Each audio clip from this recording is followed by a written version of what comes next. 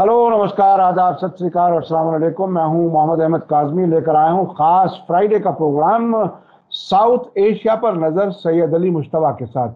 सैयद अली मुश्तबा साहब चेन्नई में रहते हैं और सीनियर जर्नलिस्ट हैं। साउथ एशिया पर खास नजर है उनकी। हमारा ये प्रोग्राम हर फ्राइडे को होता है, जिससे कि आपको पड़ोसी मुल्कों की कुछ जानकारी, यहाँ की खबरें मिल सकें, ताकि और बेहतर अंदाज में आप अपने मुल्क और अपने पड़ोस के मुल्कों को बेहतर अंदाज में जान सकें। आज हम जिन इश्यूज पर बात कर रहे हैं वो अमेरिका का बढ़ता हुआ इंटरेस्ट।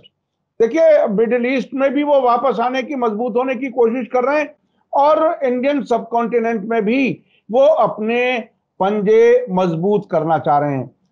अभी हाल ही में अमेरिका के defence minister Lloyd Austin Bharat आए थे और उनसे बहुत ही अहम कुछ बातें हुई हमारे डिफेंस मिनिस्टर राजनाथ सिंह जी की।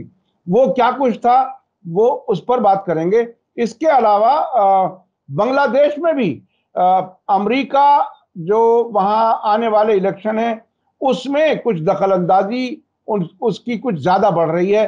क्या कुछ है बांग्लादेश में है, अमेरिका और वहां की जो मौजूदा सरकार है उसके बीच में पिछले कुछ महीनों से टकराव जैसी हालत नजर आ रही थी। अब क्या कुछ चाहता है अमेरिका बांग्लादेश में, वो भी हम समझना चाहेंगे।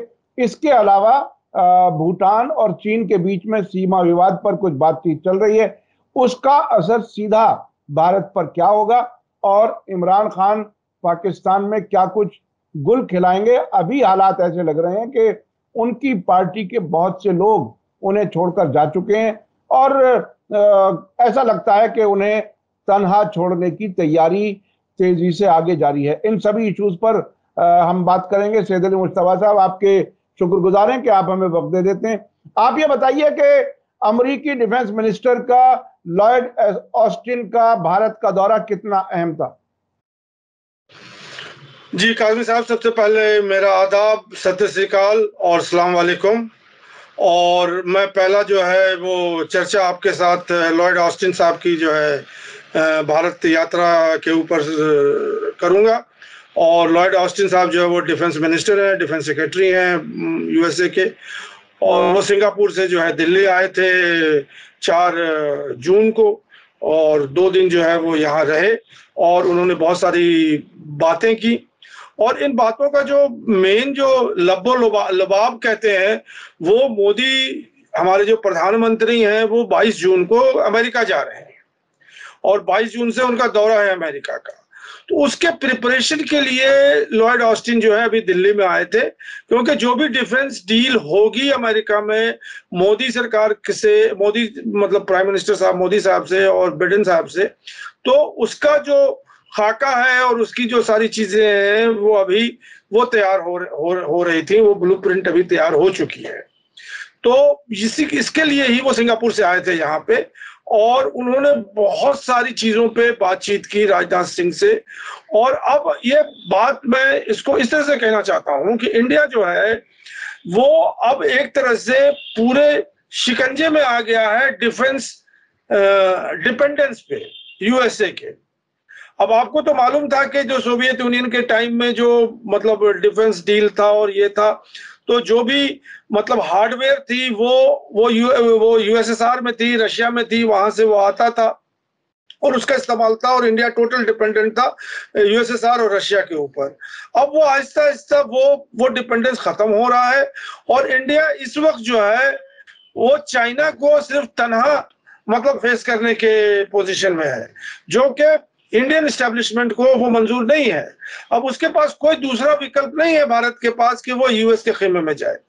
और अब जो नया डेवलपमेंट हो रहा है वो आर्म परचेज से आगे बढ़ के हो रहा है। वो ये हो रहा है कि वो R&D जो है, रिसर्च एंड डेवलपमेंट, वो इंडिया में करेंगे, प्रोडक्शन जो है वो यहाँ करेंगे, इंडिया में करेंगे। और तरह तरह की चीजें जो है इंडस्ट्रियल कॉम्प्लेक्स बना रहे हैं, डिफेंस इंडस्ट्रियल कॉम्प्लेक्स, जो कि यूएस के सपोर्ट से इंडिया में बन रही है। तो इंडिया जो है वो अब पूरी तरह से आत्मनिर्भर नहीं बल्कि यूएस निर्भर होने वाला है आर्म्स के मामले में। अब इसके बाद जो है अभी जो हमारे ये ऑस्टिन लॉयड साहब यहाँ पर थे, तो इन्होंने 3 चीजों पर बात की थी जो बहुत ही अहम है। एक तो उन्होंने अफगानिस्तान को डिस्कस किया था इंडिया के मतलब फॉरेन डिफेंस मिनिस्टर के साथ, दूसरा उन्होंने चाइना को डिस्कस किया था, और तीसरा जो सिचुएशन है वो एशिया पैसिफिक का सिचुएशन है। और यूएस के लिए अफगानिस्तान और चाइना जो इंडिया का बॉर्डर डिस्प्यूट है उससे ज्यादा जो है अहम एशिया पैसिफिक है। और एशिया पैसिफिक में यूएस चाहता है कि इंडिया जो है वो फ्रंट रोल इस्तेमाल करे। वो यूएस जो है वो अपने आप को फ्रंट में नहीं आना चाहता है, वो चाहता है कि इंडिया को मैं फ्रंट में लेके आऊं चाइना के अगेंस्ट में यूएस पैसिफिक से। तो ये जो है ये तो वाज़ेह तौर पर है कि क्वाड और एशिया पैसिफिक ये तो फ्रंट मतलब बातें थी जो कि लॉयड और ऑस्टिन लॉयड ने और राजनाथ सिंह ने की थी। लेकिन इसके अलावा जो है बहुत सारे जो है वो संधियां होने वाली हैं डिफेंस के मामले में, जिसमें मतलब यूएस जो है वो उसने प्रपोजल दिया है और इंडिया भी उस प्रपोजल पे हामी भर गई है।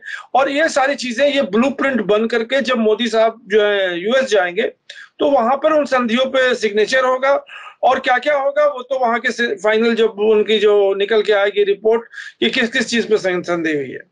अब यहाँ पे जो आखिरी बात मैं कहना चाह रहा हूं ये कि इंडिया ने जो है अपना डिफेंस जो है वो इंडो पैसिफिक जो कमांड है यूएस का वो सिग्नेचर कर दिया यूएस में जाकर, यूएस में जाने के बाद मतलब कई 2-3 साल पहले, कि अब जो इंडिया की जो सिक्योरिटी है वो न्यू दिल्ली से गवर्न नहीं होगी बल्कि जो यूएस सिक्योरिटी कमांड है, पैसिफिक सिक्योरिटी कमांड है, वहां से डिसाइड होगा। तो ये बहुत अहम चीज है जो कि इंडिया जो है मतलब अभी तक मतलब यूएसए और यूएसएसआर और रशिया और यूएसए के बीच में चल रहा था। अब ने मतलब जिसको कहते हैं देसी भाषा में कि कंबल उतार के फेंक दिया उसने, इंडिया ने। अब वो यूएस के लेकिन मुस्तफा साहब, यूक्रेन जंग शुरू होने के बाद भारत ने अब तक भी रूस के तरफ से जो फौजी स्पेशल फौजी ऑपरेशन जो शुरू हुआ उसको आज तक भी कंडम नहीं किया है। और हमारे जो विदेश मंत्री हैं एस जयशंकर, वो कई मामलात में ऐसा जाहिर कर रहे हैं कि वो अमेरिका से इंडिपेंडेंट सोच रख करके रूस और ईरान और बाकी जो और मुल्क हैं जो दूसरे खेमे के समझे जाते हैं उससे ज्यादा अच्छे ताल्लुकात बना रहे हैं। तो इस बीच में ये अमेरिका वाला जो मोदी जी का विजिट है, स्टेट विजिट, क्या अमेरिका ने घबराहट में जल्दबाजी में मोदी जी को स्टेट विजिट पे बुलाया है? क्या कुछ है? चूंकि पिछले कुछ दिनों से, कुछ महीनों से खास तौर पर यूक्रेन जंग के बाद एस जयशंकर ने अपना टोन काफी बदला है। उन्होंने यूरोप को भी क्रिटिसाइज किया है, वो उन्होंने अमेरिका से भी इंडिपेंडेंट रहने की बात की है। तो क्या ये जल्दबाजी में कोई विजिट कराई जा रही है मोदी जी की? नहीं, ये ऐसा कुछ नहीं है। देखिए ये जो है ये विजिट वगैरह जो होती है 6 महीने साल भर पहले से प्लान होती है, और वो काफी पहले से, वो अभी यहाँ एससीओ का मामला था और फिर G20 वाला मामला था, तो ये सब खत्म हो गया, तो ये तो पहले से प्लानिंग थी। जो मैं आपसे ये कह रहा हूं ना कि इंडिया जो है उसके पास कोई ऑप्शन नहीं है कि वो यूएस के खीमे में जाए। और इंडियन एस्टेब्लिशमेंट बाहर में वो कुछ भी बोले, मोदी साहब कुछ भी बोले, जयशंकर साहब कुछ बोले, लेकिन जो संधि पे उन्होंने साइन किया है कि हमारा जो सिक्योरिटी है वो अब पैसिफिक कमांड जो है उसको वो देखेगा, ये बहुत अहम है। और उसके बाद एक चीज और जो बहुत अहम है कि ये सारे जो डिफेंस जो डील है या डिफेंस मैटर है अब वो ज्यादातर जो है वो यूएस के साथ जाएंगे। तो अब पहले जो है वो इंडिया ये कह रही थी कि हम जो है इजराइल से भी ले लेंगे और वेस्टर्न यूरोप से भी ले लेंगे और जर्मनी से भी ले लेंगे, हम इंडिपेंडेंट फॉरेन पॉलिसी अपनी अख्तियार करेंगे और यूएस पे हम डिपेंडेंट नहीं होंगे, यूएस भी हमारा साथी है। वो अब आहिस्ता आहिस्ता कम होता जा रहा है। तो अब इसका इम्प्लीकेशन क्या है? वो ये इम्प्लीकेशन ये है कि अब ज्यादा से ज्यादा यूएस जो है वो इंडिया को कंट्रोल करेगा, इंडिया के डोमेस्टिक पॉलिसी को कंट्रोल करेगा, इंडिया के ह्यूमन राइट्स वायलेशन को कंट्रोल करेगा, पाकिस्तान के साथ उसके नेगोशिएशन के लिए कंट्रोल करेगा। इसमें एक चीज और भी गौरतलब है ये कि जो लॉयड ऑस्टिन है वो जो आए थे उन्होंने अफगानिस्तान की बात की और चाइना की बात की बॉर्डर इश्यू पे और इंडो पैसिफिक की बात की, पाकिस्तान की बात कुछ नहीं, कोई बात नहीं की उन्होंने कि इंडिया को पाकिस्तान से जो खतरा है या खतरा नहीं है उसमें यूएस कितना मदद करेगा जैसे अरुणाचल प्रदेश में जो है वो यूएस ने कह दिया कि अरुणाचल प्रदेश जो है वो भारत का अटूट अंग है। ये यूएस का स्टेटमेंट है, यूएस सेक्रेटरी ने कहा है। लेकिन ये बात जो है यूएस ने कश्मीर के बारे में नहीं कहा है कि कश्मीर भारत का अटूट अंग है, अभी तक नहीं कहा है। कुछ सालों के बाद शायद कह दे, जब वो 3D जो असर होने लगेगा मोदी साहब का कि डेमोक्रेसी और डेमोग्राफी और डिमांड, तो हो सकता है कि यूएस अपना पाला बदल दे और वो कहे कि कश्मीर जो है वो भारत का अटूट अंग है। अभी तक तो यूएस उसमें मध्यस्थता की बात करता है और ह्यूमन राइट्स की बात करता है। और अब मैं आगे ये भी बता दूं कि जब यूएस के खेमे में आप जाएंगे और यूएस जो डिफेंस डील और ये सब करेगा तो वो फिर उस कंट्री को कंट्रोल करता है, उसकी डोमेस्टिक पॉलिसी को कंट्रोल करता है, ह्यूमन राइट्स वायलेशन को कंट्रोल करता है, इलेक्शन को कंट्रोल करता है। अब ये इलेक्शन की जो बात है मैं भी आपको बताऊंगा। अभी जो आप बांग्लादेश में जो मुझे एक चीज याद आ रही है कि 2007 में मनमोहन सिंह की जो सरकार थी यूपीए 1, उस वक्त एक न्यूक्लियर डील हुई थी भारत और अमेरिका के बीच में। उस डील के साथ साथ एक और चीज थी जो लोग याद नहीं रखते, हाइड एक्ट पर साइन किया गया था। और हाइड एक्ट का सीधा सीधा मतलब यह है, कोई भी गूगल करके देख सकता है कि अमेरिका इस किस्म के समझौते से जिस मुल्क के साथ वो करता है, वो ये कहता है कि आपकी फॉरेन पॉलिसी हमारी फॉरेन पॉलिसी से मैच करती हुई होगी, हमारे खिलाफ आप नहीं चलेंगे। तो ये जो बात आप कह रहे हैं कि ये मोदी जी कुछ भी कह लें, एस जयशंकर कुछ भी कह लें, लेकिन अब अमेरिका का जो है वो पंजा एक तरह से गड़ता जा रहा है भारत के ऊपर। तो ये बहरहाल वो हाइड एक्ट भी हमें याद है और उससे वाकई फॉरेन पॉलिसी के मामले में एक तरह से गुलाम बनाने की तैयारी की गई थी। जी आप अपनी बात आगे बढ़ाएं, अगर मैं ठीक हूं तो या गलत हूं, आपको क्या याद? नहीं, बिल्कुल सही कह रहे हैं। अब ये जो न्यूक्लियर डील हुई थी ये तो ठंडे बस्ते में चली गई। वो जो बुश जो आए थे उन्होंने मतलब वो राजघाट पे कुत्ते घुमाए थे और उन्होंने जो है मनमोहन सिंह को मिलते ही हाथ भी नहीं मिलाया था। उससे पहले क्या उन्होंने पहला जो लफ्ज कैमरा ने और साउंड बाइट ने कैप्चर किया था, आई वांट दिस डील, और तब उन्होंने हाथ बढ़ाया था मनमोहन सिंह से मिलाने के लिए। वो डील कहाँ चला गया? वो डील कहाँ चला गया? अंदर की बात बताऊं, हमारे एक बहुत खास दोस्त हैं, वो अभी रशिया के एम्बेसडर थे इंडिया के, मेरे साथ पढ़ने वाले लोग थे। उनका जो है बहुत खास मतलब योगदान था उस डील में, जिसके लिए सोनिया गांधी ने उनको एक तमगा भी दिया था कि बहुत हार्ड बार्गेन कर करके वो डील जो है इंडिया ने जो है वो साइन किया था, न्यूक्लियर डील जो है यूएस के साथ। और उसमें जो मेरे दोस्त है, मैं नाम नहीं लूंगा, वो पब्लिक कंजम्पशन के लिए नहीं है, जो कि उसके हीरो थे इंडियन साइड के नेगोशिएटर के लिए, और उसके लिए सोनिया गांधी ने उनको एक मेडल भी दिया था। अब उसी वजह से, क्योंकि जो अमेरिका चाहती थी वो एक तरफा डील नहीं हुआ था और इसीलिए वो अभी ठंडे बस्ते में चला गया, कोई बात भी नहीं करता है उस न्यूक्लियर डील की, जबकि उस टाइम तो बहुत बड़ा मेजर इशू था। और देखा ही होगा जब मनमोहन सरकार थे और ये थे। तो मेरा ये कहना है कि अमेरिका जो है वो अभी तो एशिया पैसिफिक में लगा हुआ है, लेकिन वो साउथ एशिया को छोड़ना नहीं चाहता है। और साउथ एशिया में जो डोमिनेंट कंट्री है वो है भारत। भारत को उसने अगर पकड़ लिया और भारत को अपने खेमे में कर लिया और भारत को अपने ताबे में कर लिया, तो फिर पूरा साउथ एशिया उसका ही है। तकरीबन ऐसी हालत है भारत की जैसे मिडिल ईस्ट में सऊदी अरब की। अगर सऊदी अरब उनके साथ है तो सारे जीसीसी मुल्क साथ हैं। वो तकरीबन इसी तरह से रीजनल पावर के तौर पर भारत। अच्छा, बांग्लादेश और अमेरिका का क्या चल रहा है? ये पिछले कुछ महीने में खबरें आ रही थी कि शेख हसीना के ताल्लुकात अमेरिका से खराब हो रहे हैं और अब इलेक्शन का वक्त नजदीक आ रहा है, जैसे जैसे अमेरिका वहां कुछ और दखल अंदाजी कर रहा है। क्या कुछ है? बांग्लादेश के हाल क्या है? भारत में तो आपने बताया कि अमेरिका बहादुर यहाँ बहुत कुछ चाहता है। जो ऐन का हालत है वो गैन का हालत है, यही आप समझ लीजिए। जो इंडिया को जो है वो कब्जे में करने के लिए या अपने ताबे में करने के लिए जो यूएस और अमेरिका जो कर रही है वो बांग्लादेश के साथ भी कर रही है। बांग्लादेश ने भी मतलब एशिया पैसिफिक कमांड के ऊपर उसने हस्ताक्षर कर दिए हैं। तो बांग्लादेश की सिक्योरिटी जो है वो भी अब यूएस के पास चली गई है। अब जो नया जो वाकया हुआ है वो 24 और 25 मई को हुआ है, मतलब 26 मई को, जिसमें एंथनी ब्लिंकन जो मतलब यूएस के जो है सेक्रेटरी ऑफ स्टेट है, उन्होंने अनाउंस किया है वीजा रिस्ट्रिक्शंस फॉर बांग्लादेशीज।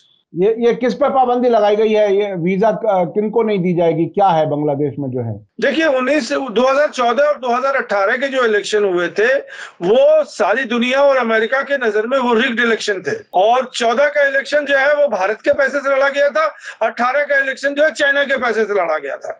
और ये खबर अमेरिका को बहुत अच्छी तरह से है।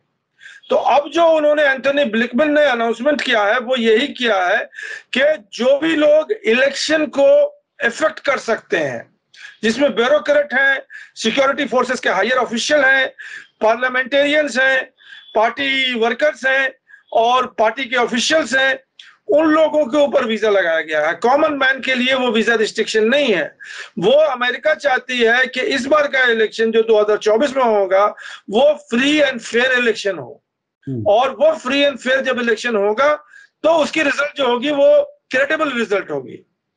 अमेरिका ने यह कहा था, जो पिछला जो 2018 का इलेक्शन हुआ था उसमें 55 कॉन्स्टिट्यूएंसी में शेख हसीना वाजिद के अवामी लीग ने इलेक्शन रिग किया था। तो एक तरह से ये भी आप समझ लीजिए कि अब इलेक्शन जो है वो तो एक इंटरनल इश्यू होता है किसी भी कंट्री का, उससे फॉरेन कंट्री को क्या मतलब। तो इसमें देखिए, free and fair elections America मांग कर रहा है। अमेरिका का अपना क्या इंटरेस्ट है? क्या वाकई फ्री एंड फेयर कह रहा है वो, या ये कह रहा है कि मेरी मर्जी की सरकार बननी चाहिए? इसको बिटवीन द लाइन क्या ये समझा जाए? बिल्कुल बिल्कुल बिल्कुल। देखिए वहां पे ये भी है कि अभी बांग्लादेश में यही चल रहा है कि अब बांग्लादेश जो है ना ही इंडिया के कंट्रोल में है और ना ही चाइना के कंट्रोल में है, वो अमेरिका के कंट्रोल में है। तो ये तो बिल्कुल जाहिर हो गया है कि अब देखिए अमेरिका कितनी तरह से अपनी शिकंजा जो है वो बढ़ा रहा है। एक तो इंडिया के साथ डिफेंस डील कर रहा है। अगर मान लीजिए बीच रास्ते में लड़ाई हो जाती है और अमेरिका जो है वो बंद कर देता है कि हम नहीं सप्लाई देंगे, तो इंडिया क्या करेगी? तो वो तो बिल्कुल इंडिया को तो बैलेंस तो कर नहीं रही है, वो तो टोटल जो है वो कीमे में चली गई है यूएस के। अब उसी तरह से बांग्लादेश के जो है वो टोटल बांग्लादेश का जो एक्सपोर्ट है वो मोर देन 40% जो है वो यूएस पे डिपेंडेंट है। उसकी पूरी गारमेंट इंडस्ट्री जो है वो यूएस पे डिपेंडेंट है। तो बांग्लादेश वो कंट्रोल कर रहा है अमेरिका कि आपका इलेक्शन मैं कंट्रोल करूंगा और जो भी सरकार आएगी वो हमारे मतलब पट्टू होगी।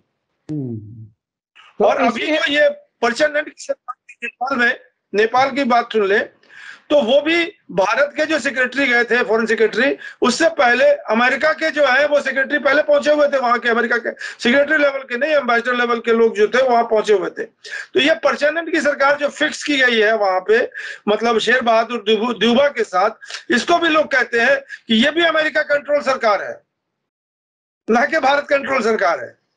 तो इस तरह से यह समझा जा सकता है कि अमेरिका जो है वो साउथ एशिया पे अपना दबदबा बनाना चाहती है।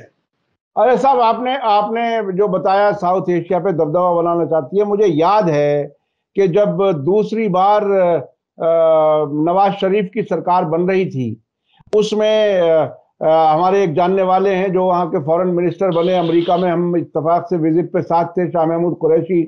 और उस वक्त 2 हफ्ते तक डिप्टी सेक्रेटरी ऑफ स्टेट यानी उप विदेश मंत्री लेवल का आदमी अमेरिका का इस्लामाबाद में बैठा रहा। ऐसा लग रहा था कि एक एक मिनिस्टर का नाम वहां से वो क्लियरेंस हो रही है, तब वो कैबिनेट बन पा रही है। तो इस हद तक वो दखल अंदाजी अब से पहले भी करता रहा है।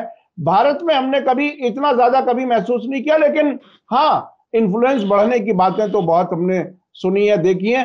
लेकिन अब जिस तरह से आप बता रहे हैं कि भारत में भी अब वो उसका शिकंजा बढ़ता जा रहा है, ये कोई बहुत अच्छी अलामत नहीं है भारत जैसे बड़े देश के लिए। अच्छा, मैं चलना चाहता हूं भूटान और चीन के बीच में जो सीमा विवाद है वो क्या कुछ है और क्या बात हो रही है? भारत के लिए क्यों इंपॉर्टेंट है ये बातचीत?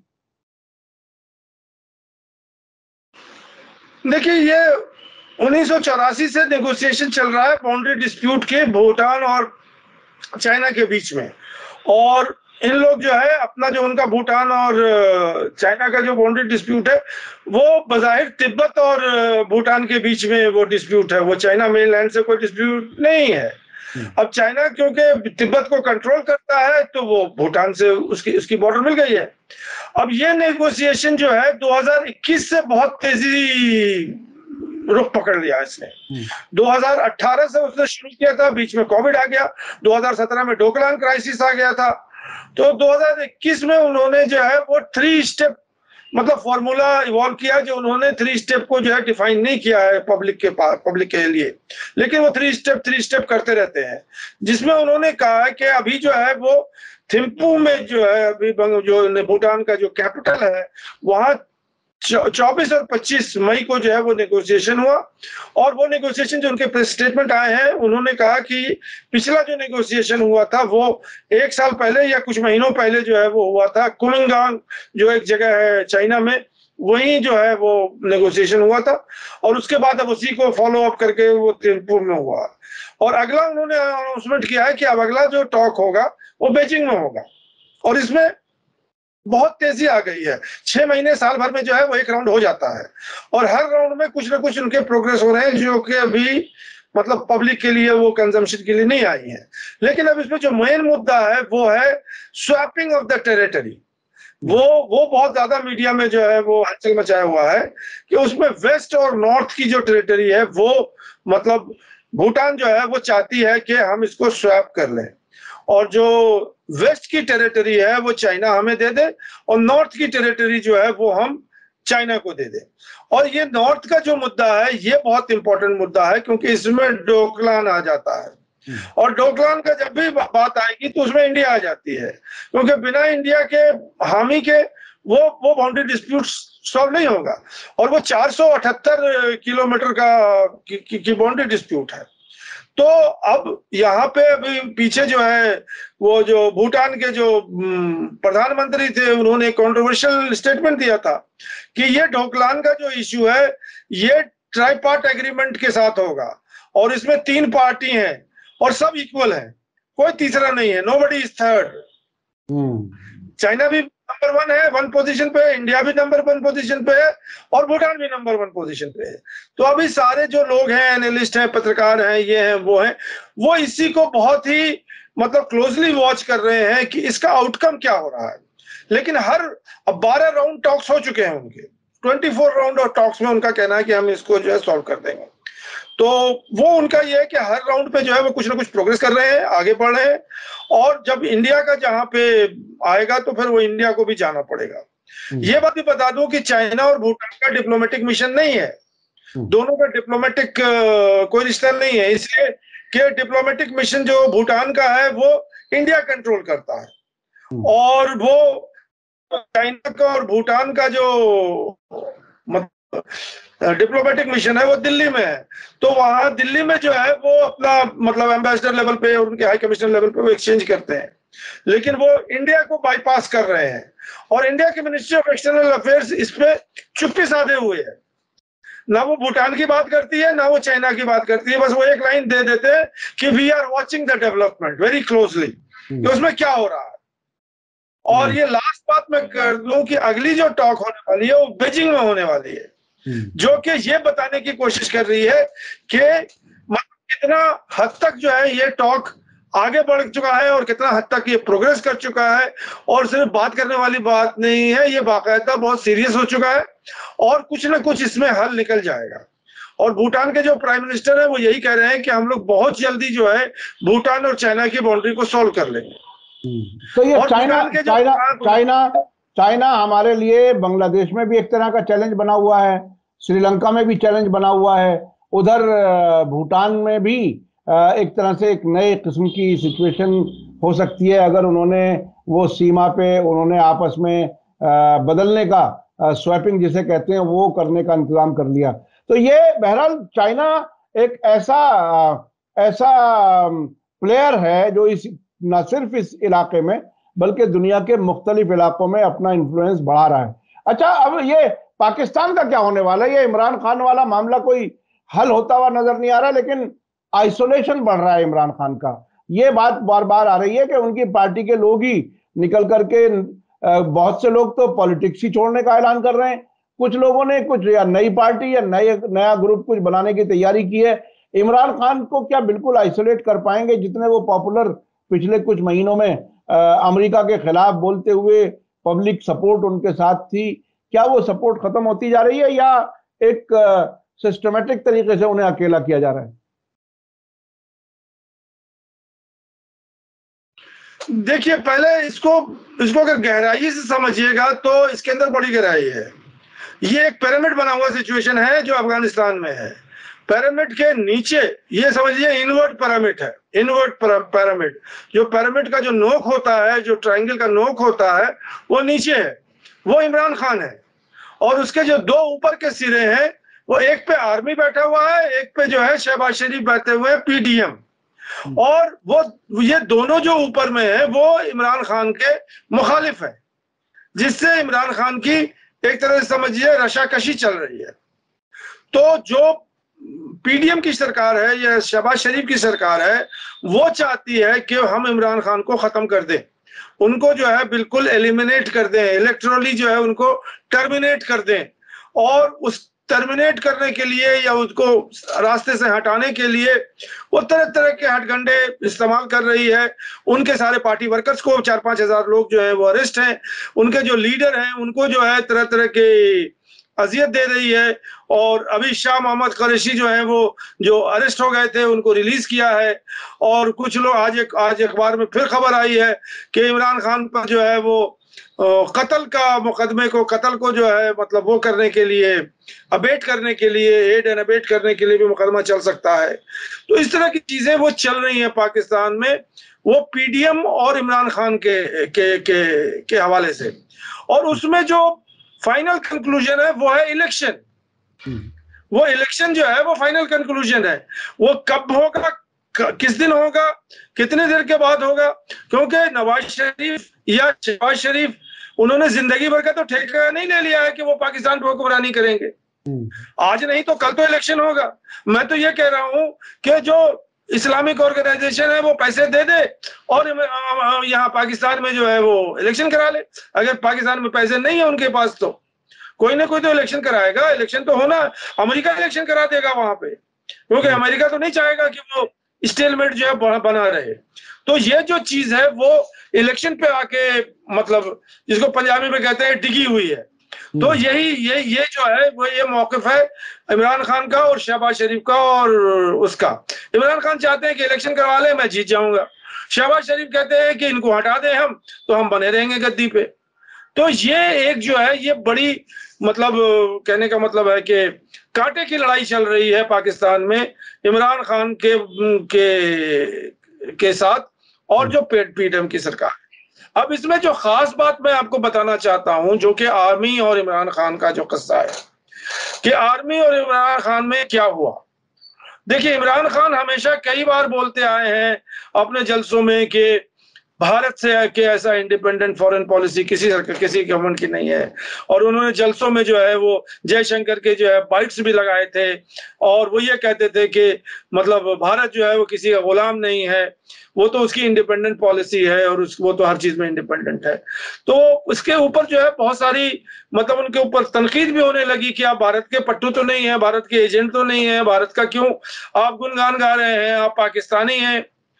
तो मैंने इसके ऊपर अपनी स्टडी की और मैंने ये सोचा कि ये इमरान खान ऐसी बात क्यों कर रहा है और इसके अंदर कोई वजह तो होगी जब ये ऐसी बात कर रहा है। तो इसको समझने के लिए ये समझ में मुझे आया कि जब 1998 में वाजपेयी की हुकूमत थी और पोखरान 2 हुआ था न्यूक्लियर टेस्ट, उसमें एपीजे अब्दुल कलाम जो है वो क्रिकेट की टोपी पहन करके पोखरान पे खड़े थे, वो राजस्थान के रेगिस्तान में। वो भी वो फोटो बहुत वायरल हुई थी जिसमें वो टोपी पहने हुए थे और वहां पे खड़े हुए थे ऐसे कि वो क्रिकेट मैच खेलने वाले हो। तो ये बात है। और उसी के बाद जो है वो पाकिस्तान ने अपने जो उनके न्यूक्लियर वो है वो टिट फॉर टैट हुआ था। वो बहुत ही फेमस 1998 का मुझे याद है, मैं गोवा में उस टाइम नौकरी कर रहा था, अखबार में कर रहा था, तो मैंने ही वो खबर जो है रिलीज की थी। तो टिट फॉर टैट हुआ था 12 बजे रात के आसपास, 11-12 बजे रात के पास वो हुआ था कि इंडिया में पोखरान का धमाका हुआ था और वहां जो है उसी के इसमें। उसके बाद क्या हुआ ये समझ में आनी चाहिए। बात जो अभी इमरान खान से मिलाना चाह रहा हूं मैं वो ये कि पाकिस्तान की फॉरेन पॉलिसी अब आर्मी के हाथ में चली गई है, क्योंकि जो न्यूक्लियर हथियार है वो आर्मी नहीं देना चाहती है सिविलियन के हाथ में, जबकि न्यूक्लियर हथियार जो इंडिया का है वो इंडियन प्राइम मिनिस्टर के हाथ में है। तो इंडियन प्राइम मिनिस्टर जब ऑर्डर देगा तभी न्यूक्लियर हथियार को जो इस्तेमाल कर सकते हैं। पाकिस्तान में आर्मी चीफ जब ऑर्डर देगा तो न्यूक्लियर हथियार इस्तेमाल कर सकते हैं। जो सिविलियन चीफ है वो अगर कहेगा भी देने के लिए तो नहीं देगा।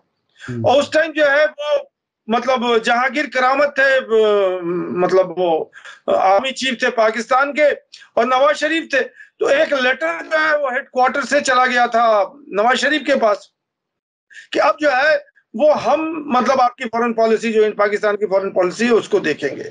उसके बाद जब मुशर्रफ आ गए तो वो दोनों चीजें उन्हीं के हाथ में थी, और वो फॉरेन पॉलिसी भी थी तो मुशर्रफ के तो डिक्टेटरशिप थी। अब जो मामला यहाँ पे जो बात आ रही है कि इमरान खान वो चाहते हैं कि फॉरेन पॉलिसी के मामले में आर्मी कोई मुदाखलत ना करे। मैं जो हूँ रशिया गया था वहां से तेल लेने के लिए और वीट लेने के लिए। अब शहबाज शरीफ वही काम कर रहे हैं, अमेरिका को कोई परेशानी नहीं है। शहबाज शरीफ रशिया से तेल ले रहे हैं, शहबाज शरीफ वीट ले रहे हैं। इमरान खान जब गए थे तो अमेरिका ने जो है वो मतलब अंकुश लगा दिया था उनके ऊपर कि नहीं साहब ये तो आप कर नहीं सकते हैं। तो अभी आसिम मुनीर का और इमरान खान का यही रसाकशी है। इमरान खान चाहते हैं कि जो आर्मी चीफ है वो अपनी सिक्योरिटी मेंटेन करे पाकिस्तान में। देखिए होता क्या था पहले कि सिक्योरिटी मेंटेन करने का काम जो है जो इंडिया में है वो आर्मी का है, और मतलब हुक्मरानी करने का, डे टू डे एडमिनिस्ट्रेशन का और फॉरेन पॉलिसी जो है वो गवर्नमेंट, सिविलियन गवर्नमेंट के हाथ में होती है। लेकिन पाकिस्तान तो पाकिस्तान है, वहां तो आर्मी जो है वो सबसे ऊपर है, और जो भी आर्मी का चीफ होगा, आसिम मुनीर तो अभी आ गए, पहले जनरल मुशर्रफ थे, जनरल ज़िया थे, जनरल अयूब थे। तो अभी की कहानी तो आसिम मुनीर की है। और आर्मी जो होता है वो लकीर का फकीर होता है, और आर्मी के अंदर इतना दिल बड़ा नहीं होता उनका कि वो एक चीज जो उनको मिली हुई है वो किसी और के हाथ में दे दे। तो ये जो न्यूक्लियर जो मामला जब आ गया, इसके बाद से पाकिस्तान में जो फॉरेन पॉलिसी का शिफ्ट है वो सिविलियन गवर्नमेंट जो है अब सिर्फ मतलब day to day administration, local administration, professional administration और कैसे डेवलपमेंट होगा, क्या होगा, ये सिविलियन एडमिनिस्ट्रेशन का काम है। आर्मी का जो है डुअल काम हो गया, एक तो सिक्योरिटी और दूसरा ये कि फॉरेन पॉलिसी, जिसमें इमरान खान को एतराज है और वो ये चाहते हैं कि जो फॉरेन पॉलिसी है वो सिविलियन गवर्नमेंट के हाथ में आए। तो ये रसाकशी है। और मेरे ख्याल में अगर इलेक्शन भी हो जाएगा पाकिस्तान में, इमरान खान आ भी जाएंगे, तो आसिम मुनीर और इमरान खान की जो जो जो मतलब ये कि आपस में जो कॉन्फ्लिक्ट है वो बरकरार रहेगी। वो कॉन्फ्लिक्ट इस बात को मैं देखिए, इसमें आज की हमारी जो 2-3 खबरें हैं खास तौर पर, उसमें अमेरिकन इन्वॉल्वमेंट बिल्कुल सीधा सीधा नजर आ रहा है। एक तो भारत में जो अमेरिका के डिफेंस मिनिस्टर आए, उसके बाद अब मोदी जी वहाँ क्या साइन करने जा रहे हैं, वो एक तरह से अमेरिका भारत से क्या चाहता है वो तय किया गया।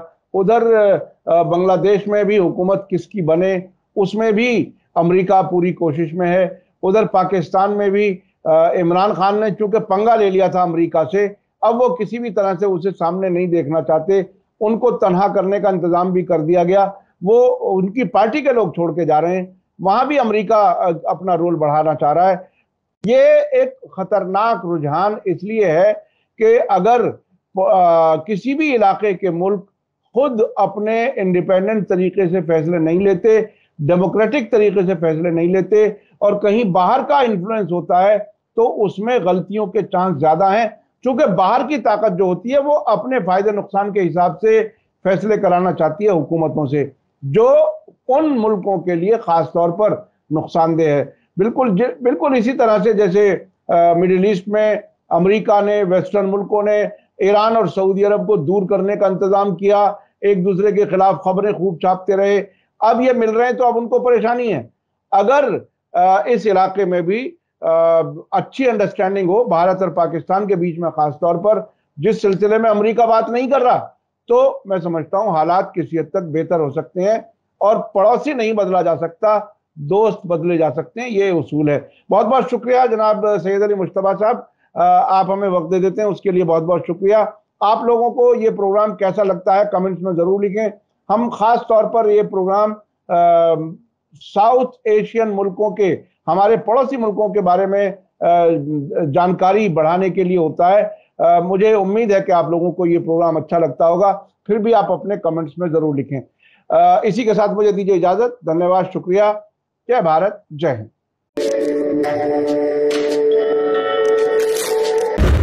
मीडिया स्टार वर्ल्ड के और वीडियो देखने के लिए हमारे चैनल को सब्सक्राइब करें और सीधे नोटिफिकेशन पाने के लिए बेल आइकन दबाएं। और अगर हमारी खबर सच्ची और अच्छी लगे तो अपने व्हाट्सएप, इंस्टाग्राम, फेसबुक और ट्विटर अकाउंट पर जरूर शेयर करें।